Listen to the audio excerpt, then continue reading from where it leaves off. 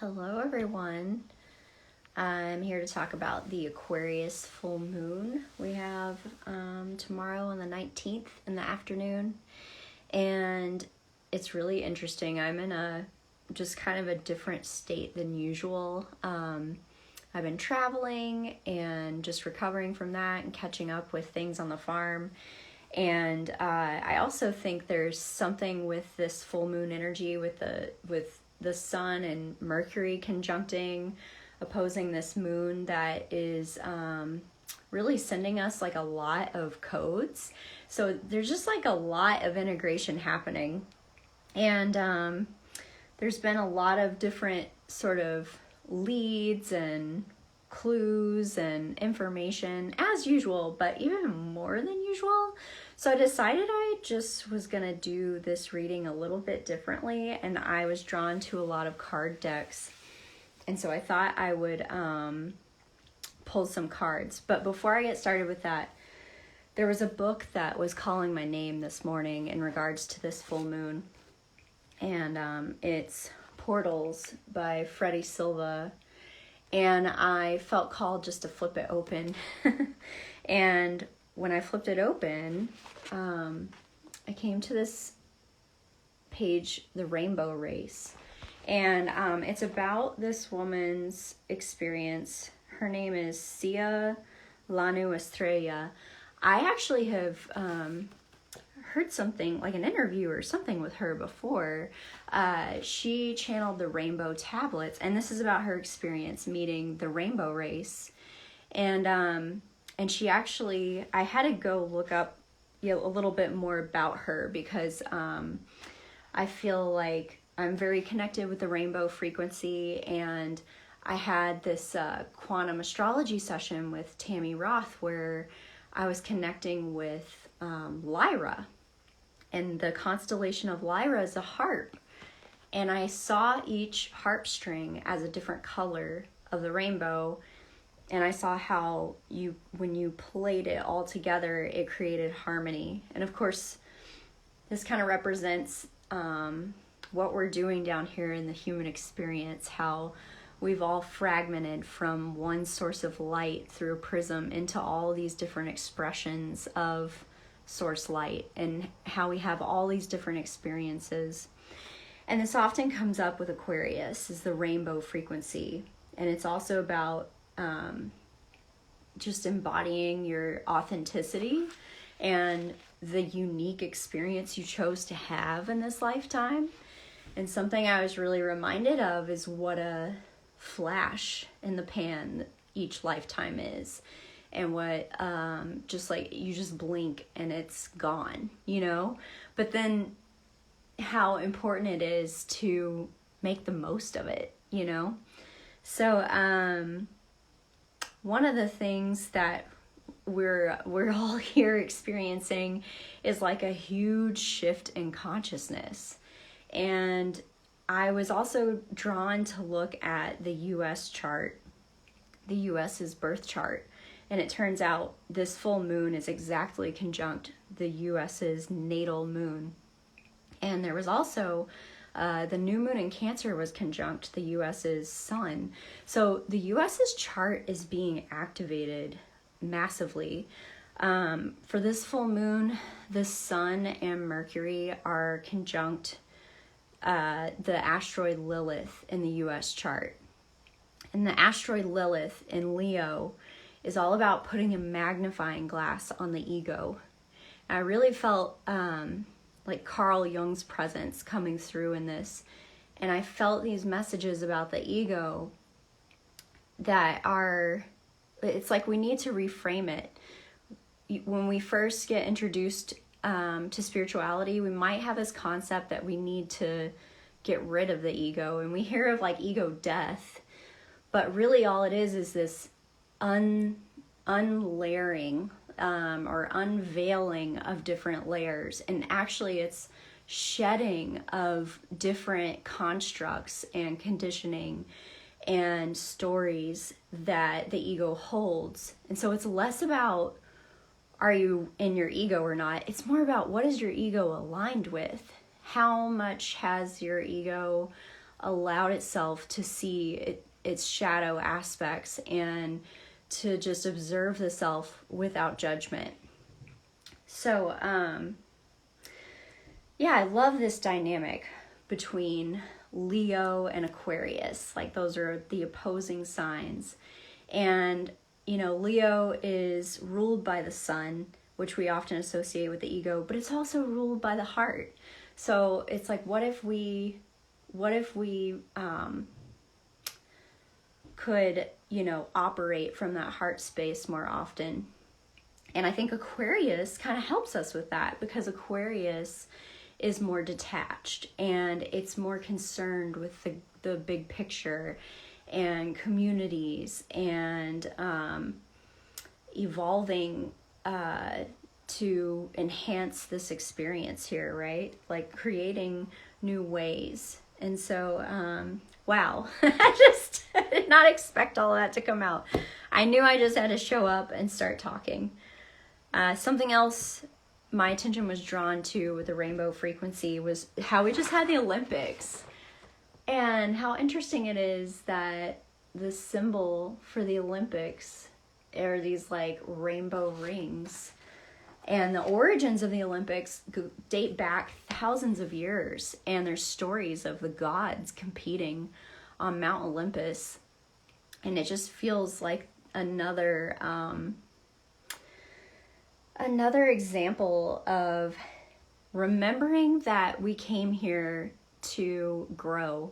We came here to experience different things, you know, to break free from just being and just pure love, and to really value it. And so I think the biggest challenge right now is witnessing so much shadow come to the surface. And this is another theme of Aquarius, right, is truth.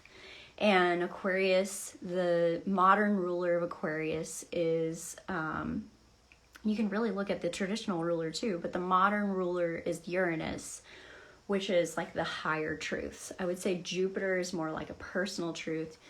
Uranus is more like higher truths. And the classic ruler is Saturn. So Saturn is really like about reality, you know, and we have some tension with Saturn right now on this full moon between Mars and Jupiter and Gemini, which are asking us to expand our perspectives, to really open up. And then it's challenged by Saturn and Pisces, like, what is real? You know, like, how do I establish what is real? And it's kind of driving us all to come to our center and just come back to what is real for us in our own lives. And to me, I always come back to nature and the cycles of nature. You know, Rudolf Steiner said, there is no right or wrong. There's only healthy or unhealthy. And I really think that's such a profound statement, because it takes a lot of the judgment out of what we think of right or wrong, or what we think, you know, as far as our opinions go. But if you come back to nature and you see, just from an observational perspective, what is life affirming, what continues creation, what continues the cycles. And nature also holds the codes of death, of what needs to be destroyed, what needs to fall away, what do we harvest, you know? I think if we were more familiar with these principles in our own lives, we might have a different perspective of the modern world than what we've sort of been conditioned with. And for me, a big truth is that I feel so much of what is natural has been subverted. And I think a part of that is just so that people can try to find their way. But what we need to be careful about is to realize when it's just purely destructive. And that's what's kind of ironic that's coming to me right now, is that, well, if it's anti-nature and it is destructive, it will self-destruct. But that's hard to witness, isn't it? So anyway, I am going to stop rambling here. I said I was going to pull cards. So let's see what this full moon is inviting us to release. And I have like a lot of rainbow frequency cards here.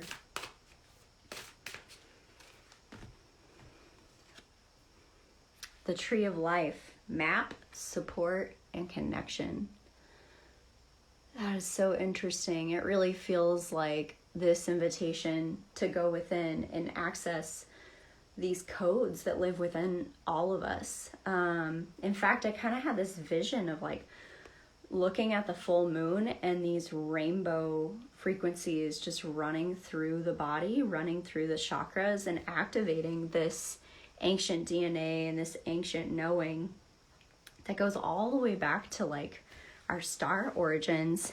And on that note, I brought out one of my funnest decks, the Mystic Martian. So let's see what wants to come out for this full moon in Aquarius. Ooh, that flipped out. Syrians, responsibilities, lessons, and growing up. Wow. Look at that. I love the mermaid and the dolphins in the background. I'm gonna read a little bit about this card. We just came out of this big like Syrian gateway, right? With the July, with the sun aligned with Sirius, and then the Lion's Gate portal, which marks the rising of Sirius. Let's see here. And I've always I always feel like I get that message too, that it's time for humanity to grow up, to become our own parents, to stop looking externally for like a God outside of us to tell us what to do, but to really trust our own hearts. So Sirian B beings are from the Sirius binary, possibly trinary star system. Sirius B is the white dwarf companion star that was once larger than Sirius A, where Sirian B beings reside. The shamanic Dogon tribe of West Africa revere their ancient teachings on their deity Nomo, who was a Syrian star being that was said to arrive in a massive flying boat, then instructed them in complex astronomy and ancient history. Dogon artifacts dating back 400 years have accurate orbits of the stars before astronomers had telescopes. Nomo informed the Dogon shamans that humanity's descent of consciousness was due to materialism and greed. Some suggest certain renegade Sirius ETs may have sold out and are responsible for providing advanced interdimensional technology to clandestine government agencies for the Montauk and Philadelphia projects. That's interesting. Which inside sources say failed miserably with terrible consequences. Sirian B beings are bipedal with amphibian and aquatic features. They are superb in water and have advanced civilizations and technology to navigate cosmos. Sirian beings visited and interacted with ancient Babylonian, Akkadian, and Sumerian civilizations. And there's something here that I think is interesting. It says the Dogon shamans, they informed them that humanity's descent of consciousness was due to materialism and greed. I think that's possible, but I actually think the descent of consciousness was on purpose so that we could develop individually and then come full circle to realize where we came from, almost like a game. And also so that we would just experience and learn more and develop more as beings. Something else I love is the water aspect of Sirius, and how Aquarius is, the symbol for Aquarius is the water bearer, but it's also about information. You know, water holds memory. I brought out my Healing Waters deck actually too, because, you know, it's interesting when you think about all the water on Earth came from space. It came from the cosmos, so it holds all of that information. The ancient codes. In fact, that card is on my altar right now, so I won't have that to pull. But that card feels relevant. And this Syrian card also aligns with what I was saying about these codes about our origins and cosmic memories. So let's see here. The pearl, alchemy, the reward at the end, from grit to grace. Ooh, so ephemeral in this light. Hopefully you can see this okay.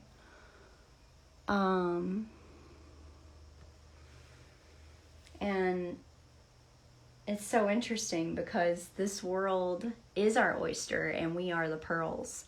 Like everything we experience, the challenges, the good things, but especially the challenges, are like what shine this pearl and help this pearl develop these luminescent layers. It's iridescent.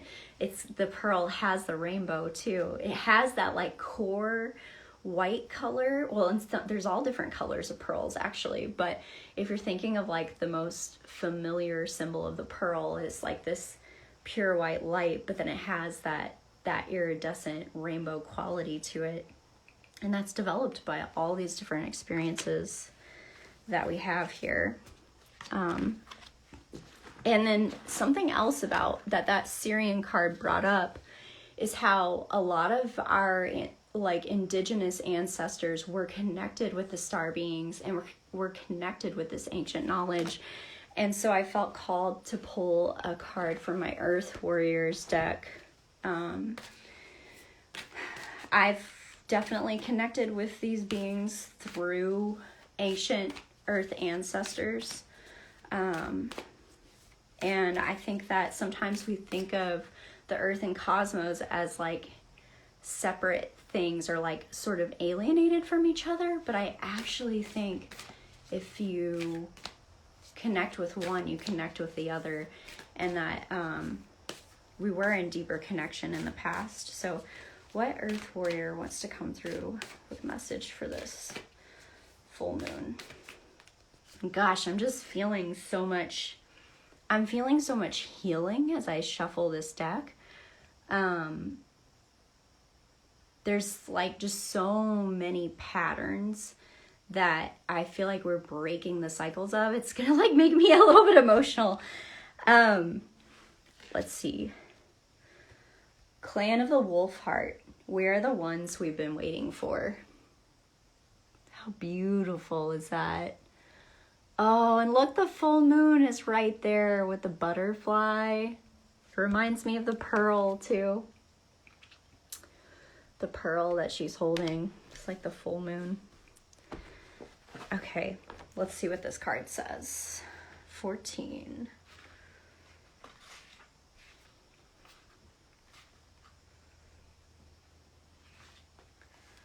You belong with the wolf-hearted. This is a soul collective with boundaries beyond bloodlines and geography. It is based on soul connection to love's wisdom and higher truths of the divine. The collective is united through wolf medicine and the heart. These qualities of the divine feminine unify, allowing for a palpable experience of oneness that brings power to our collective wisdom and purpose. I want to read that last line one more time. These qualities of the divine feminine unify, allowing for a palpable experience of oneness that brings power to our collective wisdom and purpose. That is gorgeous, and it's really kind of bringing up this contrast.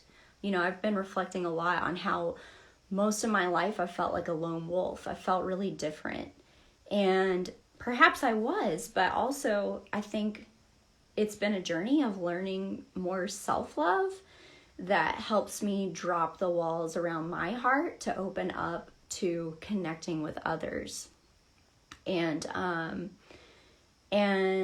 there's another element of the ego there too. Like, you know, once we discover new things about ourselves, sometimes we feel like everybody needs to know who we are and everything we do. And actually there's such beauty in finding peace, just having that within and knowing yourself and like knowing what's important to you and just allowing it to radiate. So something that's coming up as well with this full moon is we have this big square, this T-square between the sun and the moon and Uranus and Algol. And again, it is so much about speaking your truth. You know, Taurus, Uranus and Algol are in Taurus. That's the throat.